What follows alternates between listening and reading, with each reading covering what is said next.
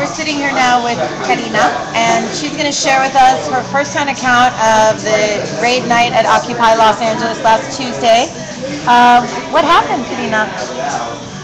Well, it was really, really chaotic. I was one of the CD medics, which was the team of medics that agreed to be the last ones on site. So we were going to be acting as medics for the people that were specifically going to stay at the end to be the last ones to engage in the civil disobedience. And at first we were kind of walking in between the South Plaza and the outside perimeter, just making sure that if anyone ended up getting hurt in any way, that we would be there to offer, first aid help. And the police at first created a perimeter going along First Street and going down half of Spring and half of Main, so basically cornering off the south area. And I think about, I don't know, like I'm bad with time, but it was definitely after midnight. The police actually came out through City Hall and through the underground tunnels and like smashed through some barricades that we had set up on the walkways and completely sectioned off all the lawns and all of South Plaza. So like instantly, like there was probably, like without exaggerating, 1,400 police in riot gear around the plaza. And did you see them coming out of City Hall with Yeah. your own eyes? How many do you think came out of the building?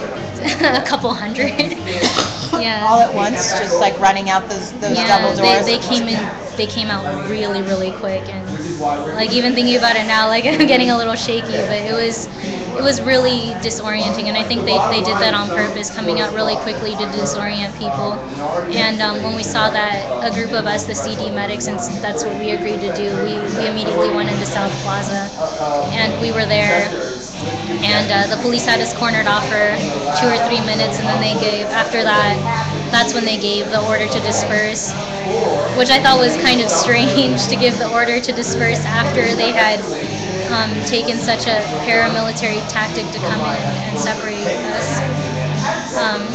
But yeah, they started arresting people on the lawns and arresting people on the streets, and then they kicked off all the media from South Plaza, and then started arresting people on South Plaza. And when that came in and we realized that there wasn't anything really that we could do as medics anymore, that's when we stripped off the crosses and just joined the civil disobedience circle. So a lot of the medics ended up being in the outermost circle of the civil disobedience. And I'm not going to go into too many details about my arrest, but I will say that I'm going to be filing sexual assault and police brutality charges against one of my arresting officers. And I say one of my arresting officers because there ended up being 5 that took me away. And I personally think that's a little bit of overkill, considering I'm 5'1" and 105 pounds, and I at no point took any swings at the officers. I never pushed them or acted aggressive in any manner. But yeah, and after they took me out into the walkway, it was just really disorienting, because at one point they flipped the hood over my head so I couldn't see, and then when we got onto the walkway they had these huge floodlights, so they flipped off my hood, so I was kind of blinded, and I just heard